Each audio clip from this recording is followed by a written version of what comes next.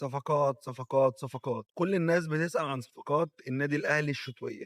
النادي الأهلي حاليا بيفاوض 3 مدافعين، ويعتبر صفقة الباك الشمال خلصت، وبيفاوض 2 أو 3 مهاجمين أجانب. طبعا مش هيجيب ال3 ولكن بيرتب أوراقه. مين يا عم عماد؟ الصفقات دي احب اقول لك الاول يا عزيزي السلام عليكم ورحمه الله وبركاته. حلقه جديده مع كلمتين مع العمده. الاهلي حاليا بيفاوض هادي رياض مدافع بتروجيت، وعمرو الجزار، محمود الجزار. النادي الاهلي بيفاوض ال3 مدافعين دول وبيسابق الزمن، وهادي رياض عليه خناقه كبيره بين الاهلي وبيراميدز. تمام. فالنادي الاهلي بيحاول على الاقل يجيب 2 من ال3. ده كده رينج النادي الاهلي 2 مدافعين من ال3 دول.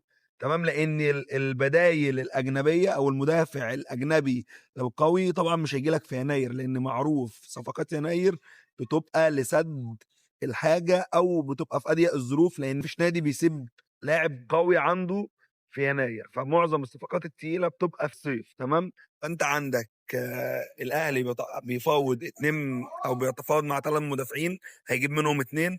والبرقاوي، صفقه البرقاوي، الباك الشمال الاهلي مخلص معاه كل حاجه بس واقف على الامضه. دي بقى خدها كده رسمي، يعتبر البرقاوي باك شمال النادي الاهلي ان شاء الله. تمام.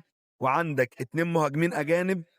انا ممكن اطلع اقول لك اي اسم، يعني انا ممكن اقول لك اي اسم وانت هتشتري، لان كل اليوتيوبر اللي في الدنيا مفيش حد ما قالش اسامي، بس انا بقول لك كل الاسامي اللي اتقالت غلط.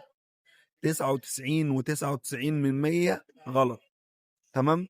ما حدش يعرف اسم المهاجم اللي النادي الاهلي شغال عليه. تمام.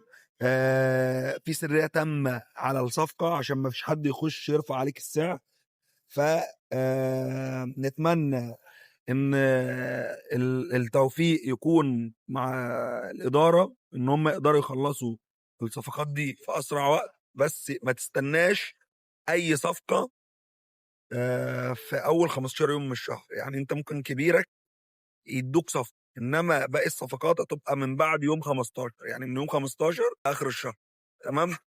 ويا عزيزي ما تبخلش عليا باللايك والاشتراك وتفعل زر الجرس عشان يوصلك كل جديد.